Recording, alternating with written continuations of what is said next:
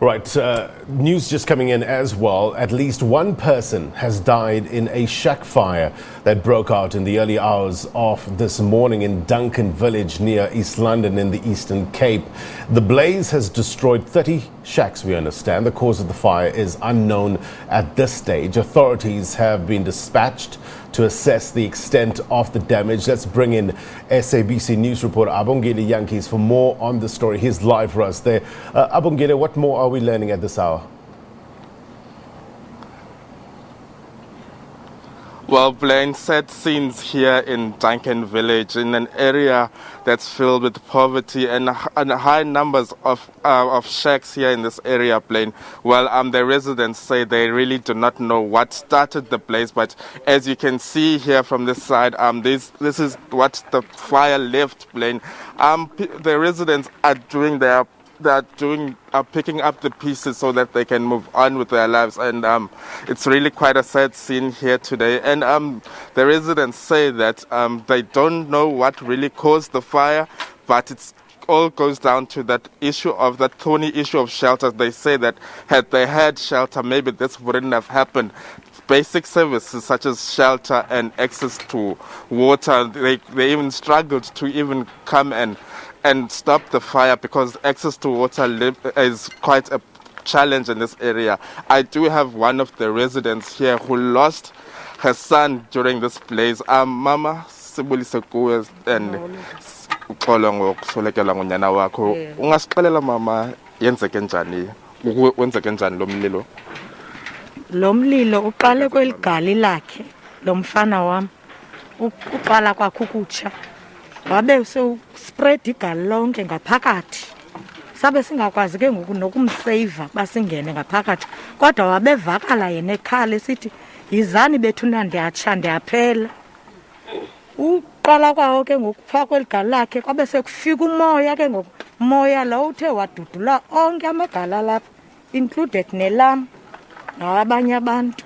Satsha ke ngohlobo kuthengana. Uziva njani mama nje ba usolekele ngonyana wakho? Ndiya understand bezama ukuzisa ukuzigxotha ikati eziko encedisana nakwimeko yeni beniphila kuyo kweliqala. Andifuni xoka, ndibhlungu kakhulu. Ingakumbi ngalendlela abhubhe ngayo, ndibhlungu kakhulu. Andanoba uThixo uyandipanisha noba andiyazi ndingayibeka njani, andiyazi ndibhlungu kakhulu ono deep down. Ngibhlungu kakhulu.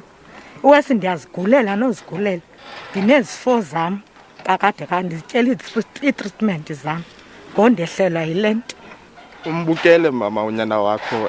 Andifuni xoka, ndimbukele esitsha engqu. Ndimbukele. Andinachance yoba ndithi ndingangena. Ngoba ndicinga uba ndithi ndiyangena kanti indlela yoba ndiphinde nam nditshele pha. Ndiphinde ke ndibe kanti ndishiya abantwana bam basebancinci naba bezemveni kwakhe. Ngoba uyi-first born yam yena una 25 years. Uyalekelwa ngabanye abantwana abathathu. Yena ungowesine. Andikwazi uyakhwaza. Ndiyaphela yizani bethuna. Ukhwaza ngumelane wakhe ubuyile. Phila asabele. Ndiyaphela buyile. Yini buyile? Yini ndiyaphela ndiyatsha. Naye ubuyile akanandlela ngoba umlilo uvale umnyango lo wakhe ba yena aphume yena buyile. Mama ubukhe watsho nokubana indleko zomngcwaba aninazo nelusapho kuba nitsala nzeba ungaphefumula uthini ngalokho? Andifuni xoka, andithathi intweni mna. Imali endiyamkelayo apho ndijopha khona ngoba ndiyavolontiya. You can't believe into nandincekelele ngoba andifundanga. Andinasikolo. Andithathi into enandinanto njengoba ndinje ngoba ndinje nindibona kunye nabantwana bam. Abanampahla, andinampahla, andinandlu, andinamzi. Ndinje njengoba ndinje. Kulibala kwam kunje. Andiyaba ndakwenza uthatha into ndidibanise nanto ze ndingcwaba umntana lo wam. Qha yiminqweno yam. Nginhliziyo ukundiqhatha uba ndithi ngaske ndimbona pha bekwakhona noba ungamathambo ngoba sengamathambo akusekho yakhe. Siyabulela kakhulu mama ixesha lakho. Well, Blaine, that's a mother whose son died in this fire in the early hours of this morning. She says that she's struggling to make ends meet and that she doesn't even know where she'll start when it comes to funeral preparations. She has called on government to step in so that she can bury her son in peace, Blaine. I also do have one of the other residents here. Mama, kunjani mama? Sicela usipika manefana. Joyce Manekwana. Mama, uthi kudala ufaka izicelo zezindlu kuzokuthi kangoku awukayifumani. Tu. Andikayifumani. Kudala sithenjiswa pha. Kuthiwa sawufumana izindlu. Asidanda ndayifumana enye. Ndathe xa ndiyifumene kwathiwa imkile. Inikwe omnye umuntu. Kuba ndisahleli kulo damsesi. Ukubheka phambili ke ngoku nje banditshelwe yinto yonke niza kwenza njani ningabahlali? Andizoyazi umntakaba kuza kwenza njani na. Lo muntu ke usiphetheke noko ndiyambona uyaphithizela mhlawumbe nyanga akasithethelele. Well, Blaine, it is estimated that there are at least over 20,000 shacks in this area of Duncan Village, even though there are measures made to alleviate that as some people are being moved to other areas so that houses can be built here. With me, I also do have the local ward councillor of this area of Ward 1 here in the Buffalo City Metro. Councillor, a very good morning to you.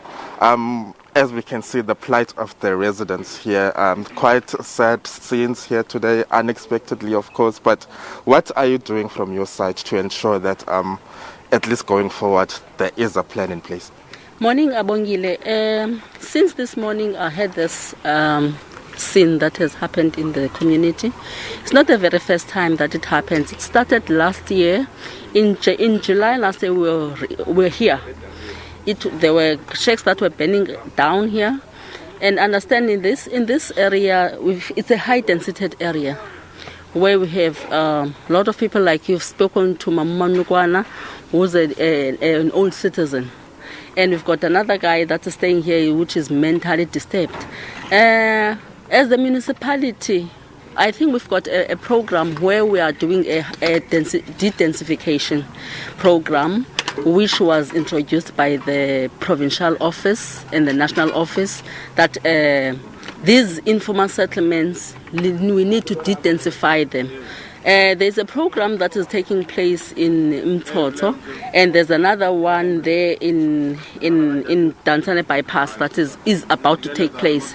On my side, I feel that we will meet with the Human Settlement Department and the mayor to find a better solution for the matter.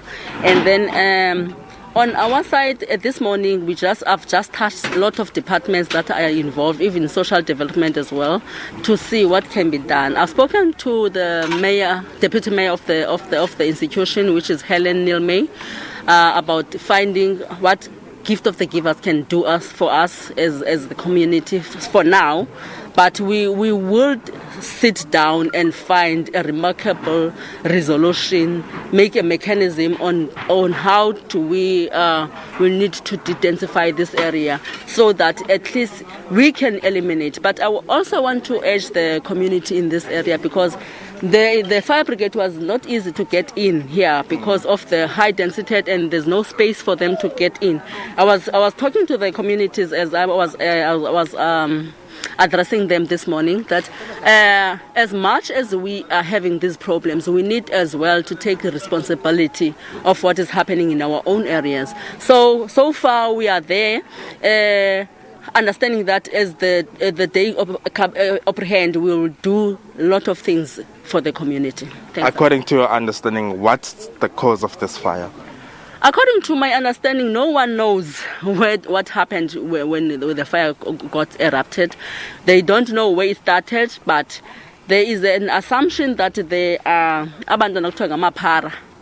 They might be, maybe they were smoking and they left the stove unattended or whatever, but no one exactly knows what actually happened. But I was saying to the community, what I normally say, we need to condemn when there is one who's always consistently making the ambience of the community not to be conducive, we need to deal with the matter. If we have people that are always erupting the fire, we need to take a decision as the community and see what can we do. So that is what we're looking forward to do, sit down with the community and make an improvisation on how can we manage our own communities. Thanks, Abongile.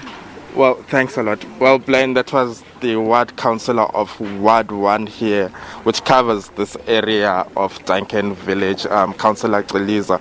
She says that they've even calling for the gift of the givers to step in by providing some sort of relief for these residents. And it's really quite sad here, and some people don't even know where they'll sleep tonight as a result of this fire.